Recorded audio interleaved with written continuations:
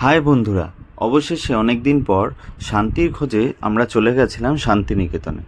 আমরা দুজন তো ছিলামই, সাথে ছিল আমাদের আরও চারজন বন্ধু। এই সময় শান্তিনিকেতনে যাওয়ার মজাটাই আলাদা। সকাল সকাল আমরা শিয়ালদা থেকে ট্যাক্সি নিয়ে হাওড়া ব্রিজ দেখতে দেখতে চলে গেছিলাম হাওড়া। তারপর শান্তিনিকেতন এক্সপ্রেস ধরে রওনা দিলাম বোলপুর শান্তিনিকেতনের উদ্দেশ্যে। এই সময় শান্তিনিকেতনে যাওয়ার মজাটাই আলাদা। শান্তিনিকেতন ঘুরে আসেনি এরকম বাঙালি তো খুঁজে পাওয়াই কঠিন। কোপাই নদী থেকে শুরু করে কঙ্কালীতলা মায়ের মন্দির, এছাড়াও রয়েছে সোনাঝুরির হাট। রবীন্দ্রনাথ ঠাকুরের স্মৃতি বিজড়িত এই শান্তিনিকেতন ঘুরতে যাওয়ার মজাটাই ছিল আমাদের কাছে অন্যতম। চারিদিকের সবুজ পরিবেশ, গাছপালা, নদী পেরিয়ে শান্তিনিকেতন পৌঁছানোর আগেই এনার দেখা পাওয়া।